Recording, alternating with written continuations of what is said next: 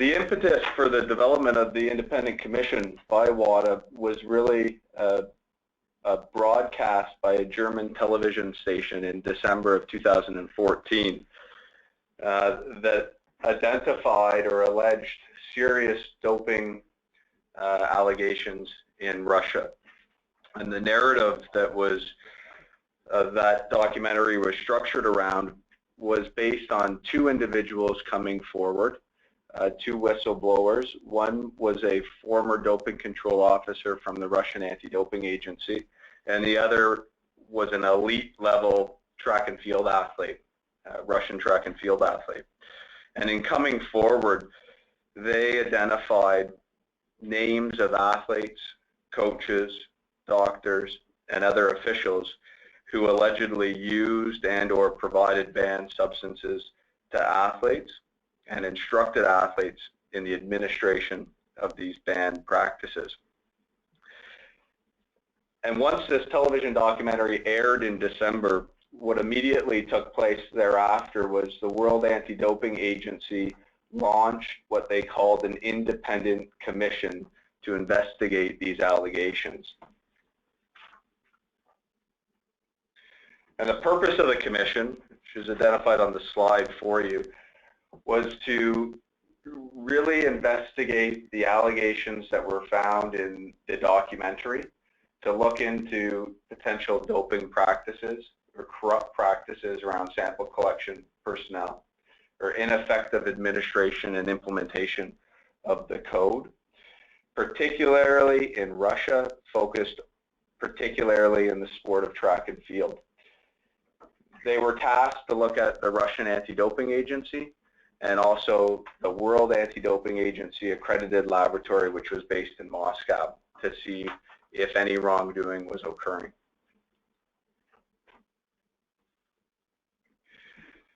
To do this work, they identified 3 individuals to lead the commission. The chair would be Richard Pound, who, as you likely know, is the first president of the World Anti-Doping Agency and IOC Olympic member. Professor Richard McLaren, who is also a Canadian, is a law professor at the University of Western Ontario. He's also an arbitrator with the Court of Arbitration for Sport, as well as an arbitrator with the Sport Dispute Resolution Centre of Canada, and has carried out investigations of this nature in the past, most notably in Major League Baseball. The third individual, Mr. Gunter Younger, is from Interpol, who works in the Department of Cybercrime, and he was brought on to the commission to help with their investigative strategies. The commission was supported by a lead WADA employee, Mr. Jack Robertson, who is the WADA Chief Investigations Officer. His background is a DEA agent, former DEA agent in the United States, and had worked in cases such as Balco. They were supported by 6 professional investigative staff to help them do the work they did. About 10 months after its establishment, the WADA Independent Commission released its report. They did so in Geneva, where media, a great deal of media, was in attendance. It's over 300 plus pages, and if you haven't had the chance to review it in its entirety, which I assume many of you probably haven't, I would strongly encourage it, as it's very eye-opening in a number of respects. There are certain portions of the report that have not been released due to ongoing investigations of a criminal nature. The Independent Commission has passed on outcomes of its investigation to Interpol so that they can investigate whether criminal activity has occurred, and those particular portions of the report have been withheld at this point in time. But we have been informed that they will be released in their entirety in January of 2016. And they are particularly in relation to wrongdoing or potential corruption within the international federation governing track and field. I would note, as we wait for those portions of the Commission's report to be released, that Dick Pound, the chair of the Commission, is quoted as saying, when we release this additional information to the world, there will be a, quote, wow factor. I think people will say, how on earth could this happen? It's a complete betrayal of what the people in charge of the sport should be doing. So we'll see what that information unveils, but it is a critical component of the report that will come out in January of 2016.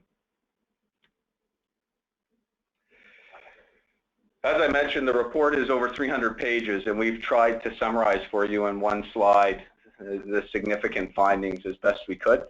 They essentially are themes that come out of the report and have been identified in the preamble of the report, and I'll take one.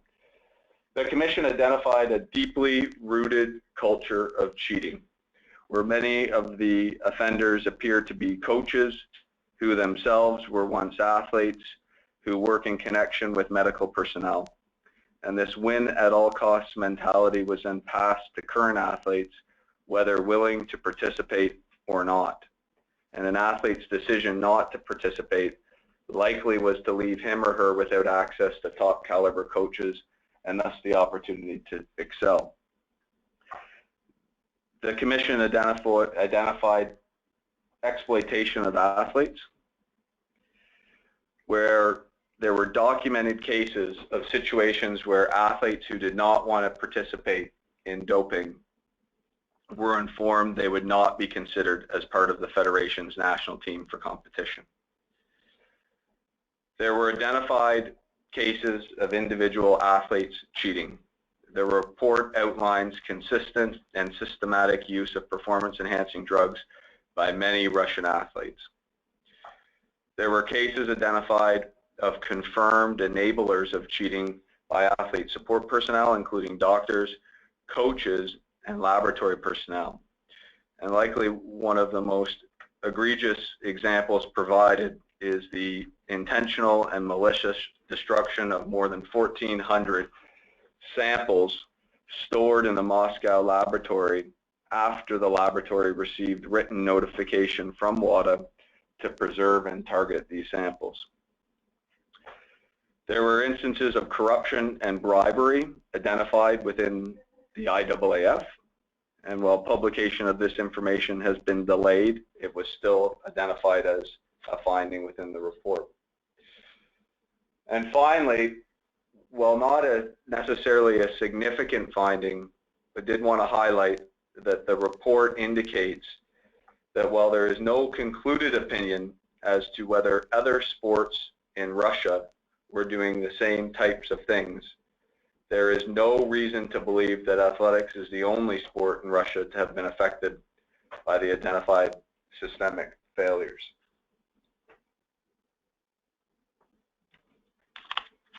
The immediate outcomes that were taken by the World Anti-Doping Agency and the International Federation is that the IAAF immediately suspended the Russian National Athletics Federation from participation in international events, and they were also stripped of 2 upcoming international events that were to take place in their country. The World Anti-Doping Agency has provisionally suspended the Moscow laboratory, and the director of that laboratory has resigned. The World Anti-Doping Agency has deemed the Russian National Anti-Doping Organization to be non-code compliant. And we all await the second part of the report to be released, and I'm sure there'll be immediate outcomes that follow that as well. From a CCS perspective, once this report was released, there was some things we immediately undertook in early November. The first was to review the report in its entirety to understand the situation and to start to identify potential implications for Canada. We did, however, upon reviewing the Independent Commission Report, issue a media release which commended WADA for the work they did, identified this as quite troubling, but at the same time a situation we saw as a step forward in the fight against doping. And we congratulated the Commission for its efforts and expressed full support for the Commission's recommendations, including the suspension of the Russian Athletics Federation. which could ultimately mean banning Russian track and field athletes from next year's Olympic Summer Games in Rio. We undertook significant media involvement. There were approximately 28 interviews done by the CCS related to this topic, 23 of which happened on the day of the release of the Commission report. And I mention that because we wanted to ensure our key messages were part of the discussion, particularly around how the situation might affect the global fight against doping in sport. We engaged internationally with our colleagues and counterparts around the world to understand their reaction and to try and form joint opinions. We attended the World Anti-Doping Agency executive meetings and foundation board meetings in Colorado, where this was a topic of discussion. And we have supported our new Minister of Sport in understanding the situation and being with Sport Canada at these important WADA meetings. And we've done everything we can to engage our national sport systems through calls such as this and other discussions so that we can better inform you of what we see as the importance of this report.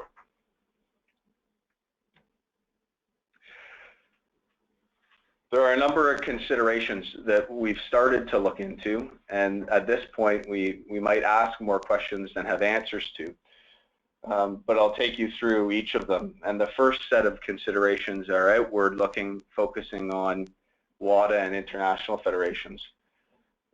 What we've taken from this report, first and foremost, is the important role the World Anti-Doping Agency plays as a regulator and ensuring that countries and sport federations are putting in place appropriate practices to meet the requirements under the code. This situation would not have been uncovered if that had not been the case. Secondly, international federations should not be responsible for anti-doping.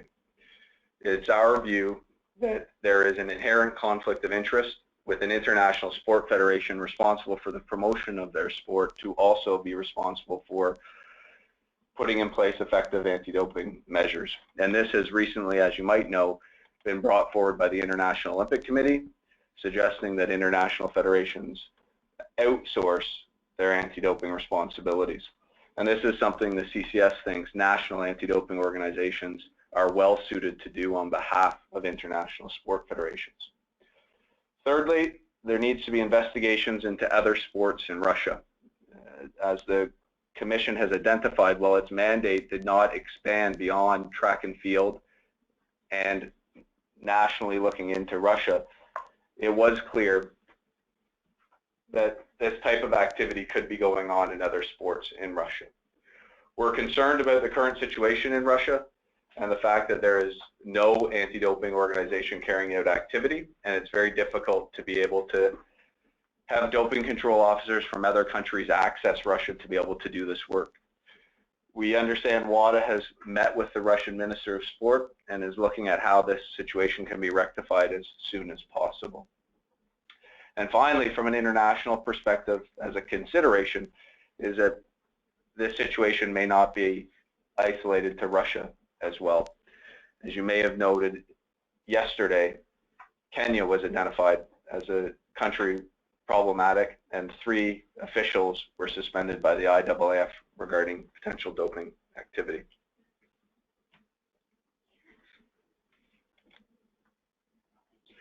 There are a number of considerations that we've started to look into domestically as well. The first is from a report doping or reporting wrongdoing. This case wouldn't have happened had 2 whistleblowers not come forward and identified what was going on in Russia. And in Canada, we feel our report doping hotline is working well and that we have systems for people to report wrongdoing, but we do think there could be opportunities to improve and strengthen this going forward. The Commission identified significant involvement from athlete support personnel, coaches and medical doctors and other practitioners. And in Canada, we want to start to think about how we can increase education and focus on who these individuals are and ensure that this type of activity could not happen in our country. Thirdly, there was a conflict of interest clearly in Russia from a governmental perspective that was identified in the report. where it went so far as to indicate that athletes viewed it as patriotic to dope. And in Canada, we're structured in a way where we are independent from government and independent from sport. But we will review whether we can strengthen this to ensure that we avoid any potential conflict. The same occurs for sport. And in the Independent Commission Report, there were instances identified where national sport federations provided erroneous information, didn't allow access to training centers, and didn't allow access to certain athletes. And again, in Canada, we feel that we're very well positioned as being independent from sport as well to avoid this type of activity from occurring. But we wonder whether there are things we might be able to do to strengthen that. There was an identification of a vulnerability within the whereabouts system where athletes could submit, again, erroneous information and not be found for testing. And this is something that in Canada, we spend a significant amount of time reviewing whereabouts information to ensure that it's accurate, that the locations that have been provided actually exist, that the travel patterns are feasible and possible. And I identify it because it is a large area of our work. There was identification of tampering during doping control, where athletes would provide fake identifications. They would indicate that they were someone other than who they were. And we identify this as we think internally about our training practices of our own doping control officers and ensuring we have systems that would identify this. There were situations identified with respect to corrupt anti-doping officials. This could be staff, or it could be doping control officers. And again, we think we're very fortunate in Canada to not have these types of issues, but we want to ensure that we're doing everything we can to identify and protect ourselves from any potential wrongdoing that could occur. The report identified a culture within the sports system that was driven by a win at all costs mentality. And we raised this as we think about our own sports system and what steps we might want to take to protect ourselves from being too heavily driven from that mentality. And finally, a consideration we identified was the complexity of investigations. And as you review the Independent Commission Report, and it's 323 pages of information, and it's 10 months worth of activity, the approximate cost, as we understand, is over $1 million for this type of activity to occur. And it's something from a Canadian point of view, we think about what would happen if this type of information came forward. Would we have the systems and the ability to truly investigate it and get to the bottom of the situation? It's not to suggest that we think it's occurring. It's more to think about whether we have the systems to be able to tackle it if it was. So in conclusion, I wanted to stress that from our perspective, we want to commend WADA for all of its work that it undertook to identify the situation. We want to leave you with a sense that from our perspective, this is a step forward in the fight against doping, although quite troubling. It does demonstrate the importance of the World Anti-Doping Agency as a global regulator and as a body who truly can investigate potential corruption and wrongdoing in sport.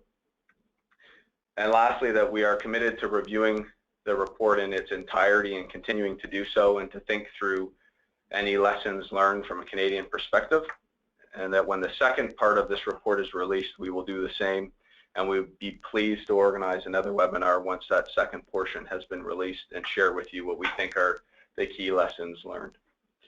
So with that, I conclude this aspect of the presentation, and we'll now move into the Q&A portion, which between Paul and myself will be happy to address. And as Paul mentioned at the outset, throughout the course of this webinar, people were able to bring forward their questions, and we have a list of those questions that have been brought forward so far. So I will read the question that has been brought forward, and then between Paul and myself, we will attempt to answer it for you. The first question that was brought forward is it possible that all other Russian sports are on the same doping plan? And I guess, we can't know for certain whether that's the case, but as Jeremy mentioned in providing an overview of the Independent Commission's findings, they certainly implied that it was highly likely. And so I think that, again, WADA as a regulator has to continue its investigation into what's going on in all sports in Russia, and to ensure that if indeed it is the case that there are more sports that are involved in systematic doping, that the appropriate action is taken place.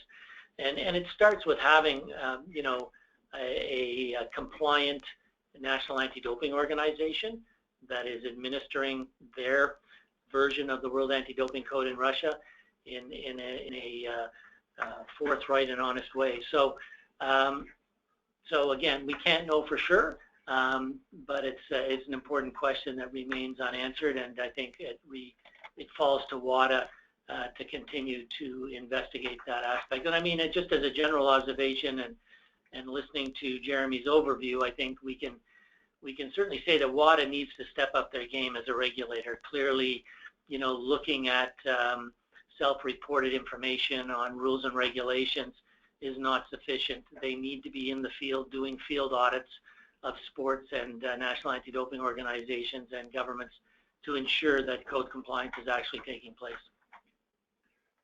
Thanks, Paul. The next question that was brought forward is, what is being done to test athletes in Russia currently? And I identified this throughout the presentation as being a real challenge at this point in time, given the ability to travel to Russia and be able to collect samples. The CCES has reached out to the World Anti-Doping Agency to understand what testing is being done in Russia and how to go about getting it done in Russia, from the perspective of any Canadian athletes who might travel to Russia and our ability to be able to test them if we wish to. And WADA is working hard with the sport minister from Russia to try and understand what solutions can be put in place immediately. There is a private for-profit testing organization referred to as IDTM that does have the ability to carry out some testing in Russia, and we have been in discussions with that organization, as well as some of the neighboring countries that have effective anti-doping organizations and whether they might be able to access Russia. But needless to say, it's a great question and it's a real concern at this point in time, and it's one that, from what we've heard from the World Anti-Doping Agency, they are doing everything they can to come up with a solution as quickly as possible. The next question was, I think it relates to the IOC recommendation, and just a question about what that recommendation might be. And I referenced that in the course of this presentation. And the recommendation from the IOC, that was brought forward, was that they would like to see international federations outsource their anti-doping programs. And they requested the World Anti-Doping Agency put together a committee to determine how that might take place. One option might be that WADA is responsible for all of that anti-doping work across all international sport federations, or another might be that there's some sort of organization established, a third-party organization that's established that can do that work for them. But it was brought forward by Thomas Bach recently, where he has been quoted as indicating, "We are convinced that the adoption of these proposals, meaning the IFs outsource their testing, would lead to a more efficient, more transparent, more streamlined, more cost-effective, and a more harmonized anti-doping system, and it would better protect the clean athletes and enhance the credibility of sports." We have reached out to the World Anti-Doping Agency from two perspectives. First, on this particular issue, it's our view WADA should be a regulator and not a service provider to international sport federations. WADA needs to have the ability to do the types of things that we've just seen it do in Russia, to really undertake an exhaustive review of what's occurring. So we don't see them as carrying out testing on behalf of international federations. But we do see national anti-doping organizations like the CCES being able to do that work for international federations. And there's three examples I'll provide you with. The CCES currently does this for the International Skating Union, the International Triathlon Union, and the International Canoe Kayak Federation, where we coordinate their testing programs around the world on their behalf and provide them with some level of independence when it comes to administration of their anti-doping work. So the next question then is, in light of the latest events, how confident CCES is about the many Canadian athletes training abroad, whether in the U.S. collegiate system or in privately supported training groups or in pro clubs in the U.S. or elsewhere in the world. And, you know, setting aside Russia for the moment, we can assure you that, you know, we have whereabouts information on our Canadian athletes that are in our registered testing pool, in the national athlete pool for each of our sports. We know where they are at all times, and we have relationships with our colleagues around the world so that we can test those athletes at any time. So we're not concerned about that, but when it comes to Russia, we are going to look at whether any of our athletes are currently in Russia training or in Russia for some other reason, because as we've identified already, at the current time, no testing is going on in Russia. So it does become a bit of a safe haven for an athlete who wants to go there and use performance-enhancing drugs with impunity. So we are certainly working on that at this very moment. Thanks, Paul. The next question that was brought forward is, speaking of vulnerability of the whereabouts system, it's clear that there was leaking of information. Well, this was an investigation. I'm concerned about the personal information of our athletes saved on the system. I think that's a great question to start with. And as the independent commission undertook its report, you know, they did focus on ADAMS, the Anti-Doping Administration and Management System managed by WADA, and whether information was being placed into that system and how effective it was. There was a recommendation in the commission report that it become mandatory for all federations or all anti-doping organizations to use. And in the case of Russia, that wasn't being the case. I think that could be one way to try and solve some of the problems around vulnerability of personal and private information by having one centralized location that's managed by WADA. I think that partly solves the issue. I think you might also be getting at the information that was alleged to have been leaked by the IAAF in the summer around certain suspicious sample results. And I understand there's a review, or part of the review is looking into how that occurred within the IAAF. It could be part of the criminal investigation, why it occurred and what systems can be put in place to ensure it doesn't happen again. We certainly absolutely agree with you. There's a vast amount of personal and private information that's provided by athletes, and it needs to be protected to the full extent possible. The next question is, if the Russian anti-doping agency is currently suspended, how come other sports other than track and field are still able to host events this year? Who will be testing at those events? Again, another excellent question, and one that's very much top of our mind. If the National Anti-Doping Organization in Russia has been suspended, it strikes us that no event should be able to be carried out in Russia, and we have asked WADA for an interpretation and ruling on this, and we're waiting to hear back from them. But we share that same concern because it strikes us as totally inappropriate that any event should be going on there, given the state of RUSADA and the findings of this independent commission.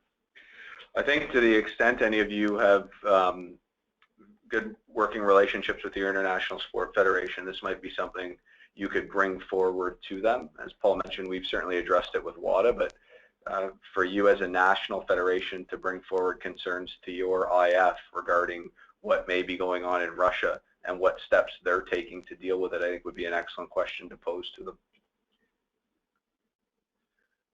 The next question is, will we receive from the CCS the slides presented this morning? And we're more than happy to provide you with the slides, and I think we'll have a little more detail on those slides for you as well, just in regards to some of the comments I made as I presented the slides, but we'll share those right away with you.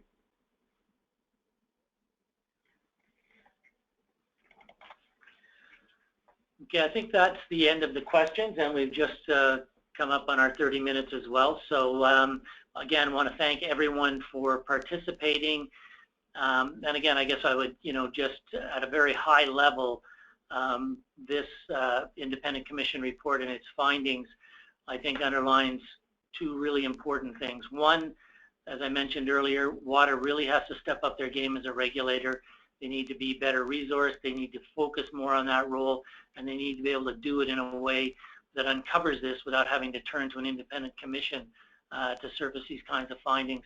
But I think the second thing is, you know, as we look at the work we're doing in Canada, we certainly can't become complacent and think we've got a great program if we don't use this information to look at and always see where we might be able to improve our program as we move forward.